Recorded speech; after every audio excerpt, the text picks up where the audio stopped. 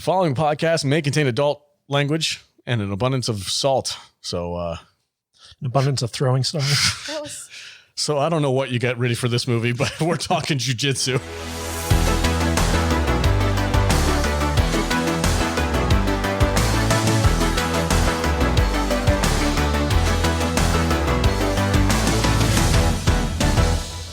Welcome back to another episode of the Salty Nerd Podcast. I am your host, the Salty Nerd, and today's podcast we are going to be discussing the newest Nicolas Cage movie, Jiu Jitsu. Is it really a Nick Cage movie? Though? It's not. It's like a movie that Nick Cage shows up in. Yeah, he was in the billing, but I think he's in it for like 10 minutes. He's in it for 10 minutes. Yeah, it's not.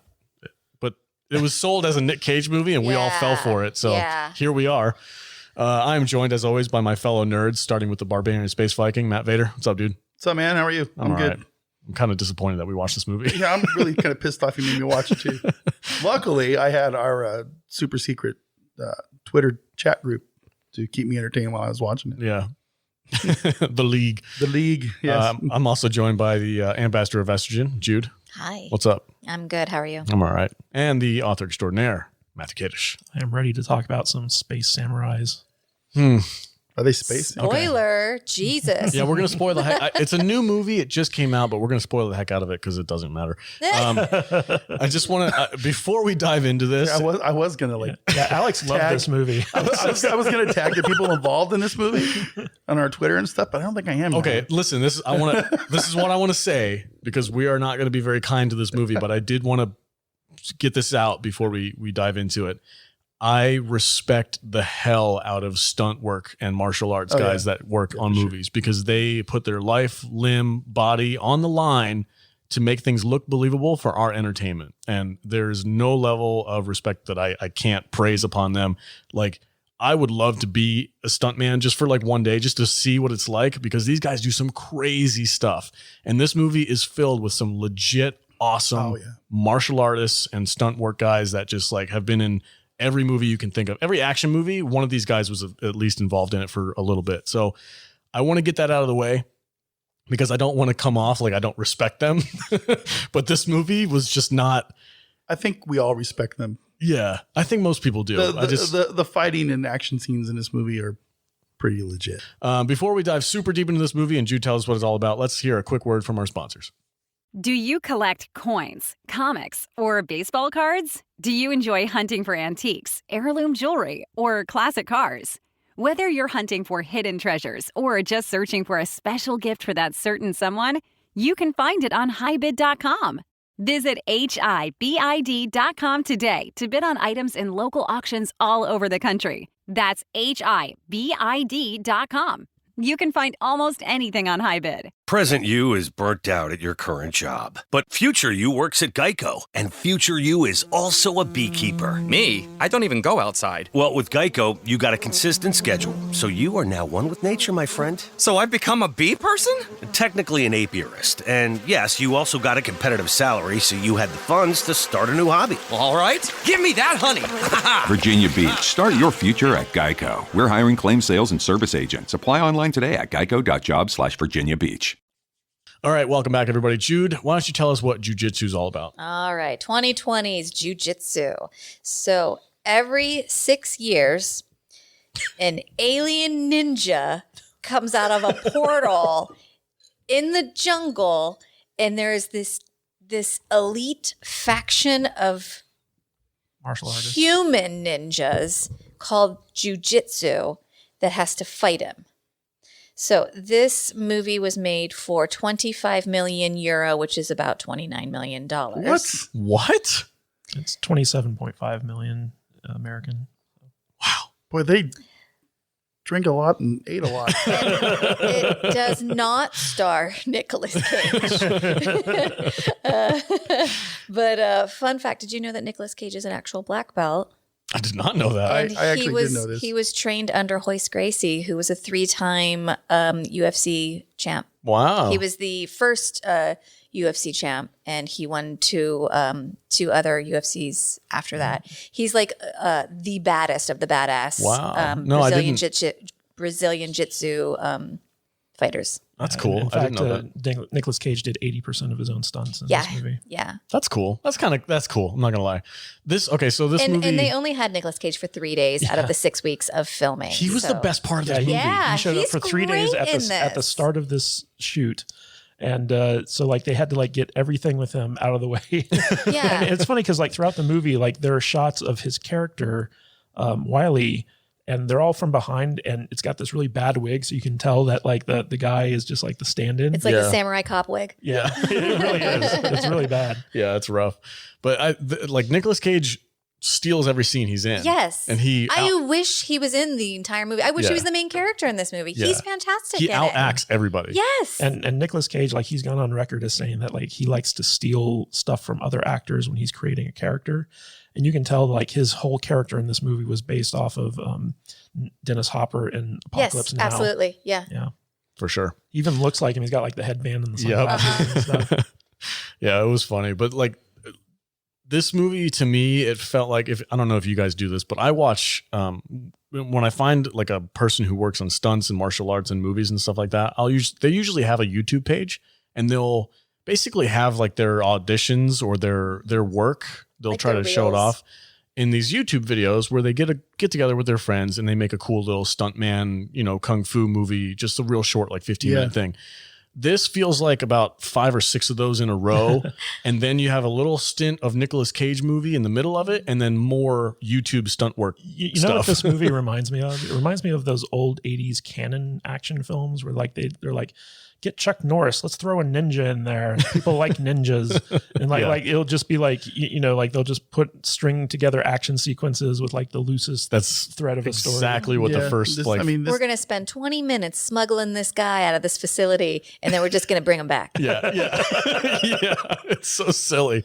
Did that happen? Yes. Yeah. It's hard to follow, huh? I I took a nap in the middle of this, and I didn't miss a thing. Nope. So I woke up and he was like, "Did you sleep through the last 15 minutes?" I was like, "Yeah, but I got it." I took one for the team. I watched this movie twice. Twice, just so I could figure out what the fucking plot was to this film. And I think I know. I don't what want the you to call it movie- a film. First of all, I think I wrapped my brain around it. So first of all, the guy who directed and wrote this movie, Dimitri Logothis, I think is his name. I don't know how to pronounce it. doesn't matter. But he basically he wrote a comic book that he based this movie on. And when I say based, basically he took the general idea and made a whole different story out of it. Yeah. Go ahead. I think the comic book parts where they were interluding in and out with the comic book pages were actually the best part of this movie. What? I hated them. I hated those. They were terrible. I thought it was really confusing because I don't think anyone's ever heard of this comic. I wish that when they were marketing this, they had marketed the comic book and been like, based on the comic book and starring Nick Cage. That would have been like, ooh, that's interesting. I also like the Sid and Marty Krofft asteroid at the beginning of Oh yeah. Yeah, the special effects in this movie weren't the best. That was really good. Like I said, YouTube video. There was there was that one the escape scene where they went full hardcore Henry and they had like the GoPro strapped to the chest and all you could see Actually, was it wasn't a GoPro. what was it? So like they used a stripped down Airflex 35 millimeter. Okay. And I thought it was a GoPro too at first, but like they wanted something that had like a little bit more heft to it because the GoPro is video. Yeah. You're talking about when they go into first person shooter mode? Yes. Yeah, and I think they shot this movie on film. So like they used an actual like stripped down film camera to do all the first person stuff. And it allowed them to do like really smooth like speed grading because there was a lot of that going to slow motion and Oh my then gosh. fast motion than normal. Than So slow much motion. slow motion in this movie. Yeah. I got about halfway through this thing and I'm like, man, Salty owes me $6.99. Yeah. Like I don't John even Woof. I'm not even gonna argue with you on that. So I do. I want to read you guys the synopsis for the comic book, and Okay. then we can compare that to the movie. Okay, go ahead. Because like the comic book is very, very different from what we got in the film, and it's written by the Is Nick exact Cage same in guy. the comic book? No. Well, sort Uninterested. of. Sort of. All right. Jake McCall is a combat vet who now works as an assistant wrestling coach for a small college whose major claim is its wrestling team.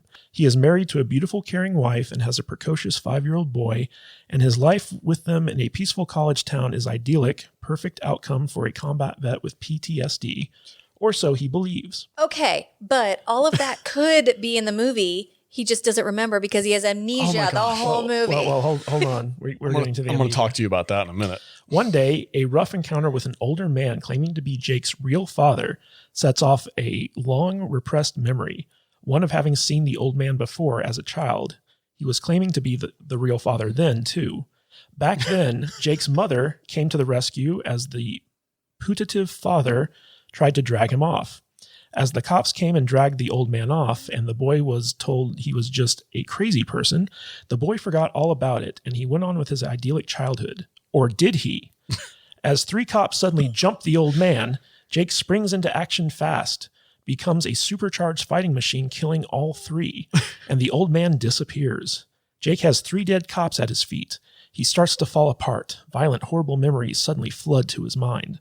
Okay, all right. We get the idea. I'm already lost. No. I got to finish this. Oh, come on, man. I gotta finish this. So Jake turns himself into the college town police. They don't believe his story. There's no dead bodies or missing cops. He goes home to his wife and to receive comfort. Violent memories continue. On his own, without telling anybody, Jake goes to the VA to get treatment for PTSD. There, he finds that there is no proof anywhere that he was ever in the service. So who is he? What is real? Long ago, floating particles from outer space took forms in human brains and have controlled human bodies by altering memories. A violent world takeover now looms, an apocalyptic day that has been set for over a century. The players in this multi-generational plan are known only to each other, and only at certain times. Jake McCall is at the center of the resistance to this plan, the linchpin of the whole operation, and he has no idea. The aliens have taken him, cloaked his brain with an array of false memories and perceptions, I don't think and we have robbed any his viewers life left. of the one thing he needs to save the world, Jiu Jitsu. Ugh, That was brutal. wow. It goes on. No, don't. No, Please don't. no. Stop. There's We're at least good. 3 more paragraphs. There's Stop. only two people listening right now. Everybody just clicked off. All right, so that was the comic book. That is not at all what this movie is. No, not at all. They don't even use jujitsu in this movie. No, they use a ton of. There's only one scene where I think they actually use legit jujitsu moves, and it's like 3 minutes, and that's it. Everything else is like kickboxing. So it just doesn't. This movie is just Or like invisible throwing stars. yeah. This movie is just poorly done. I don't think we need to talk about the plot too much. No, we don't. We really don't. Well, We really don't. I want to explain it to you guys because I watched this twice just to make sure. We get it. You don't have to punish us I'm because you sorry. punished yourself. Well, there are a lot of people out there who are never going to watch this No, movie. and they never will. And so they should know what it is We've we're talking They're got- not going to listen to this either. Jujitsu. We're not going to change their mind. All right, talk to me about amnesia. So this is like the beginning, first 45 minutes of this freaking movie. This dude has amnesia, and it's very well established because they say it like 30 freaking times every 30 seconds. Come on, man. Don't you remember Don't you remember? this? I was going to feed some lines to you, Jude. Jack, do you remember the plan? I have amnesia. What do you mean you don't remember the plan? Who are you again? You don't know who I am? Why don't you know who I am? I don't know who I am. What? What are you talking about? Do you remember the plan? It's amnesia. It was your plan. Don't you remember what the definition of amnesia is? There's a whole scene No where one in this movie understands what amnesia is. there's a whole scene where Frank Grillo, who's the poor man's Bruce Willis, is basically interrogating our main character It's Jake. so cringy. Jake from State Farm. Every time they use the word Jake, I was like, from State Farm in this movie. So like, See the black dude? no, he's the main character. The main guy. Jake. See, I don't Jake. even know. Yeah, the, it's whatever. hard. the amnesiac jujitsu Oh, Jake. Okay. Guy who didn't know Guy, anything. military and who didn't act. guy. Yeah, I thought it was the black dude from the meme from No. with what was that guy's name? Tex, Oh, that guy. the guy from My Name Is Earl. That seemed really out of place in this movie. It seemed like it felt like Marlon Wayne should have been. Yeah, that's exactly what I was thinking. It's like he was the black comic relief of the movie. They just needed a guy saying some funny things. Yeah. And I think that the person who wrote all of his like little quips either was using English as a second language or just was like an old white dude that's not funny. Well, it was Dimitri Logothis, who's like some So Armenian dude English as a second languge. or Greek or something like that. Oh, Americans would think this is very, very he's like the guy Not who just directed here. Samurai Cop, He's just like- this was up there. The acting was just like a Abysmal. 2x4. It was abysmal. Yeah, it was so abysmal. bad. But the space ninja, The only thing that worked in this movie was like a few of the fight scenes with the space ninja. yeah, the space ninja comes through the portal every 6 years, and there are 9 fighters who basically they're resigned to die. He's gonna give He's us the going to get fucking it in plot. there. Yeah. You're Like, going to listen to we this don't plot. care about the plot. There isn't a plot. So It's fucking Power Rangers, okay? so basically, this time around, when the guy comes through, the main character Jake runs away, and this basically lets the space ninja, whose name is Brax, leave the temple. And Nobody cares what his name is. And supposedly he's like wreaking havoc, even though we never see him like killing anyone in villages or anything like that. But so he hunts down Jake, who he hits with these throwing stars, and he's like the worst throwing star Oh my god, aiming they're ever. terrible. There's just throwing stars willy-nilly, Yeah. like Just shooting them out of flying his everywhere. wrist rockets. Doesn't hit anyone at any point unless This is unless where the whole, plot needs it. This is where the whole 27 million budget went to. Yeah, the CGI. really- All cool of those CGI. throwing stars. Yeah. And the throwing stars look like the stuff that it looks like an Instagram filter where like you Yes. just like Yes, it really does. it's just like, oh look, throwing stars are going by my head. There was a point where they were doing fight scenes where they CGI dust poofs. Oh yeah, the I was like, dust hits. like, okay, so in like old school like karate movies from China and stuff like that get dubbed and brought over to the US, they love to add like dust effects Yeah, to you like can see this in the legit- Matrix too. Yeah, like where legit. it enhances the impacts. Yes, that's what because they you see the dust. Yeah, exactly. They try to fool It's the like audience. a gymnast's chalk. It's Yeah. very like intriguing. Yeah, they use it a ton in like real kung fu movies, and they did it in this one, but apparently they didn't have the budget for dust, so they just made it CGI. And I'm like, you couldn't just It's a great use of budget. why? Well, Why would you do that? It's funny because like they have these very long tracking shots in this movie, and in those where they have to like basically deal with a lot of moving parts, they CGI in the dust hits. But like in a scene right after that, the action scene where the Jiu Jitsu group is fighting the military, they use actual dust. And so like it's just this weird thing where like the CGI dust is just very visible. Yeah. So anyway, they get to the Here we go. They get to the army base, right? And the entire time I'm watching this movie, I'm like, what are these army base people doing here? And so it's You could have cut the army-based people out of the entire movie. yeah, it's army intelligence is there, and it's led by this guy named Captain San, who's played by Rick Yoon, who's an awesome Asian actor. But so the main character Jake gets teamed up with this girl called Myra, and she's from this show called The 100 on the CW. Gives a shit. And typically this movie, like when you have a movie like this woman, this character would be the one who kind of teams up with Jake, becomes like the love interest, and kind of like, has sex with him and to bring his memory back and stuff like that. Like that's what your typical role for this would be. And it looks like they're going in that direction. And then like 20 minutes into the movie, she gets a throwing star to the chest and dies. And like you never see her again. And you're like, what was the point of this whole There's story? no point. There's no Story point. plot. This movie is just Well, it is interesting though, because the army intelligence, like they're there because they're tracking radiation, right? Because they think that there's like this plutonium smuggling ring going on. And basically the commander knows that it's a space ninja, and they track the space ninja through his radiation signature. And so like, but he doesn't tell any of his men that that's the actual mission. They all think that they're there looking for like plutonium smugglers. And I'm just like, what? Why is all this there? Because this is a dumb idea, and nobody knew what they were doing except for the stunt people who were actually doing the stunts. The story was just nonsensical. Americans need lots of story. It just doesn't matter. None of it matters. They don't Just need lots. Just if you Add really more story. if you really like watching stunt Make people, it very rich.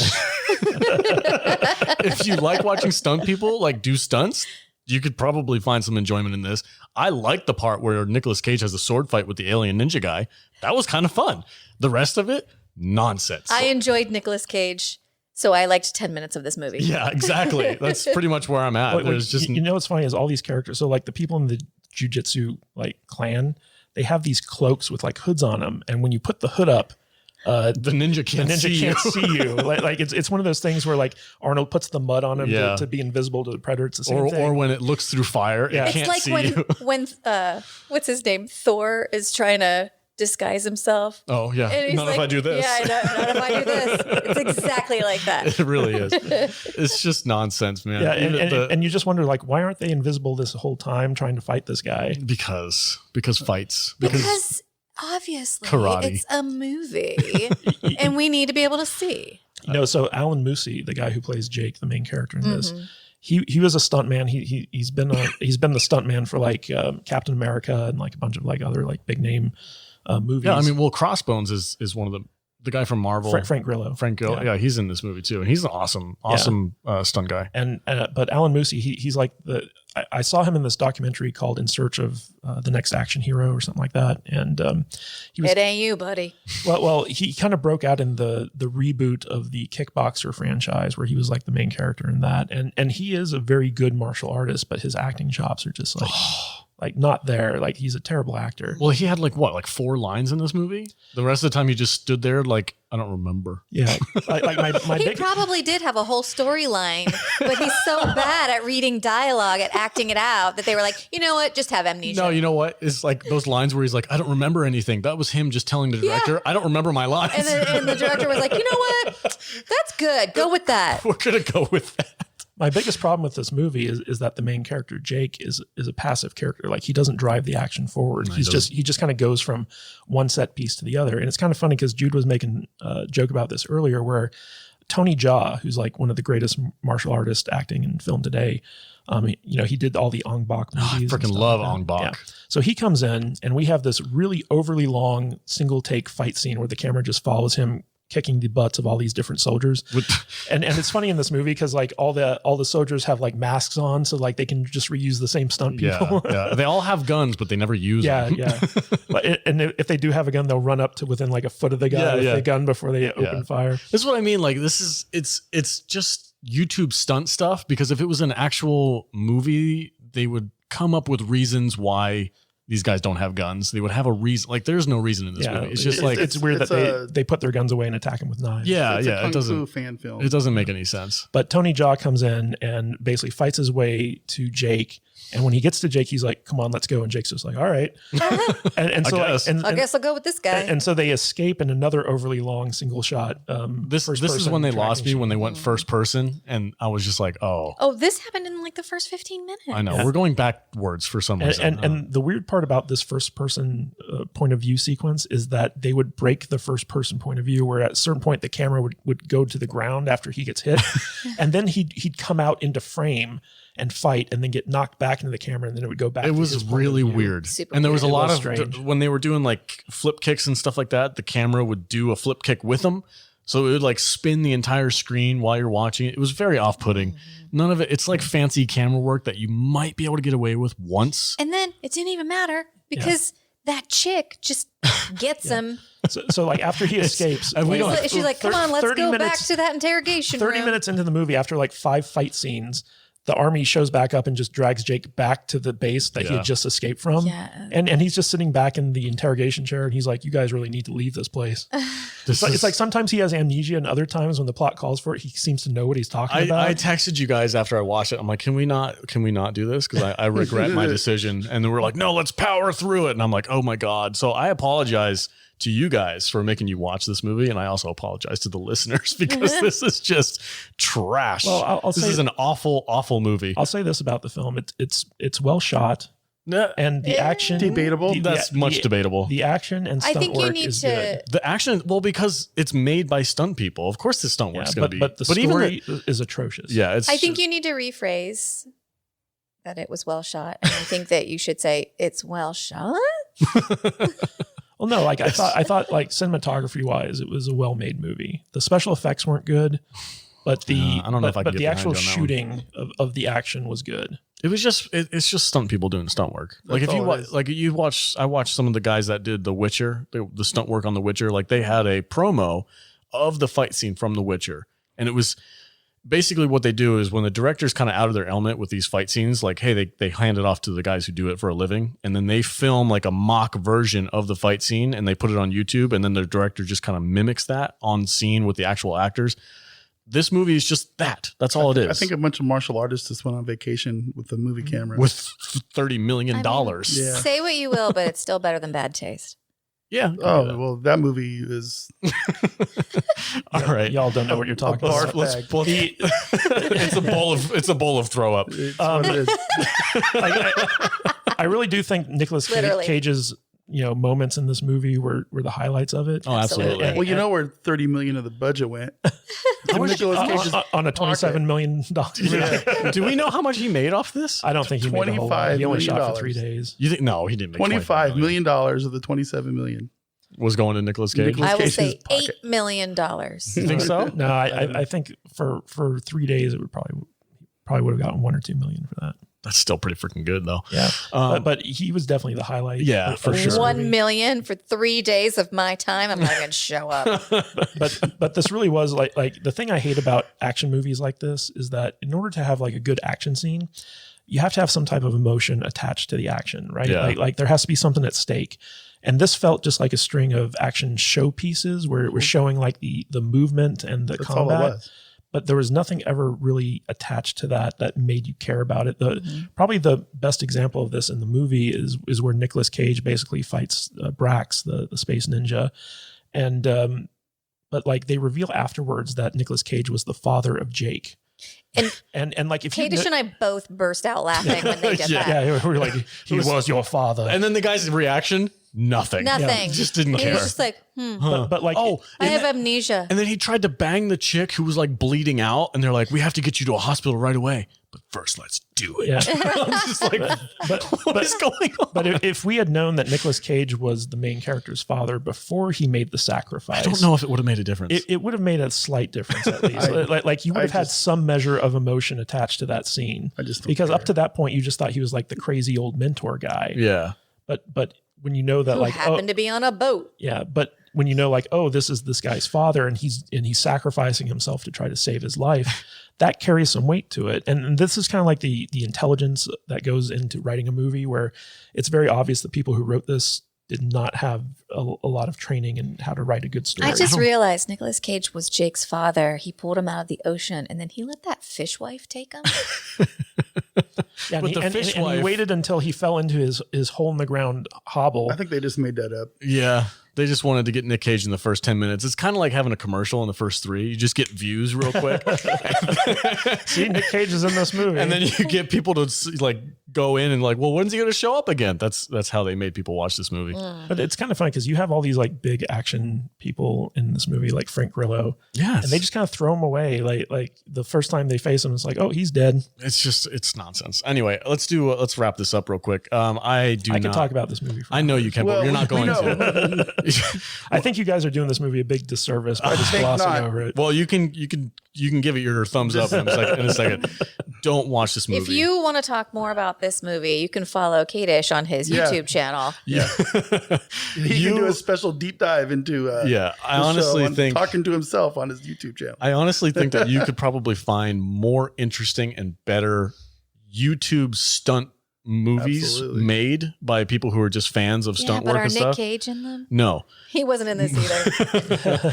So I'd say don't watch this movie. It's not worth it. It's Not worth kind of it. I said it was insulting to you guys when I was in the chat. It was I'm a like, big It is. disappointment. I was like, man, come on. Like there's about 5 minutes of Nick Cage having a sword fight with an alien that's worth that 5 minutes. just look for that on YouTube. Look for that on YouTube. Every other Nicolas Cage scene in this movie is just an exposition dump Yeah, where, it's where just- he's trying to explain what the heck's going on. to a block of wood. And even that doesn't work. 'Cause I had to watch this movie twice just to figure out, okay, this is what's hapking. I don't know why you even did that. Yeah, Because I thought it's we were like- actually going to take our job seriously and It's talk like about no. it. it's like he's proud about watching that steaming pile of shit 2 times. Vader, Well, I know you guys wouldn't do it. final thoughts on Jiu Jitsu. I don't have any. All right. It's a steaming pile of shit. Yeah, Don't it's not watch it. great. Jude?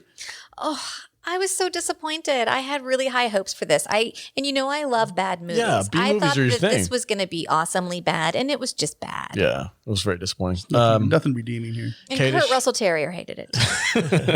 Kadish, final thoughts. Yeah, I remember when we all saw the trailer for this because I think I shared it with you guys, and it was like Nicolas Cage fights a space ninja. Yeah. and we were all like, dude, this movie looks cool. Let's wait. It looks B movie bad Yeah. cool. Yes, it does. Yeah, it looks fun and dumb. Yeah. It's got like amazing cast to to it, and the trailer was it wasn't good, but it was also like, you know what, I could be down to watch this. It did its job. And then we watched it, and it was just like, oh no, oh no.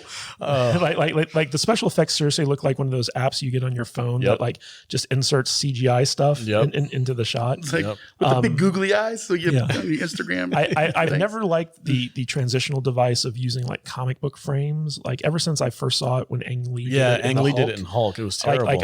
It always takes me out of the movie because I just think it looks bad. It's so cheesy. Yeah. And this movie did that a lot. And every time they did it, they would have like a little like word box that would tell you like, okay, in this section it's going to be about the reunion or something like that.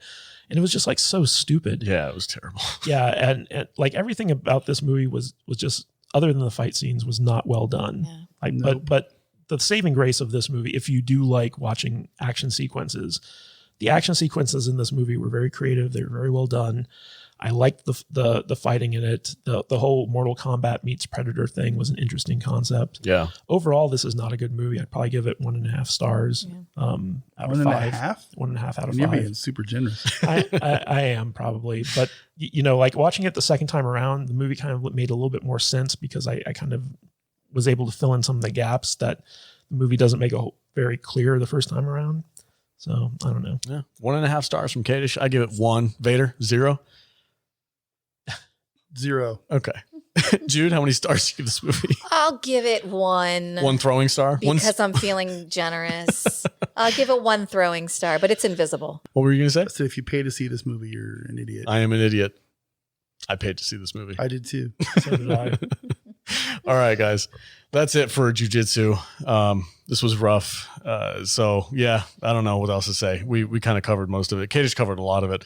I could have covered more if you let me. No, that's okay. No, you're good. Don't worry about it. Let's go around the table. Where can everybody find you on the socials? Matt Vader.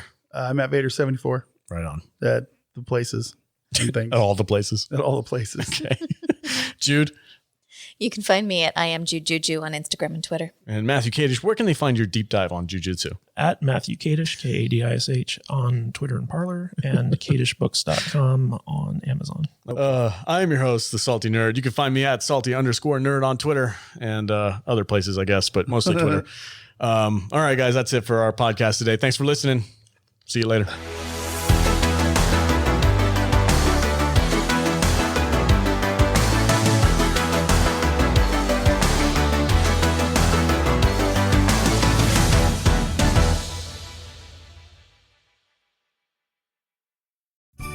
Visit Hellsberg.com for safe and easy ways to shop this holiday, like free shipping and returns, virtual shopping appointments, or buy online and pick up in store. And right now, get a free Microsoft Surface Go 2 with the purchase of $1,499 or more. You gift, you get. Limited time offer while supplies last. See online or in store for details. Visit Hellsberg.com for safe and easy ways to shop this holiday, like free shipping and returns, virtual shopping appointments, or buy online and pick up in store. And right now, get a free Microsoft Surface Go 2 with the purchase of $1,499 or more. You gift, you get. Limited time offer while supplies last. See online or in store for details.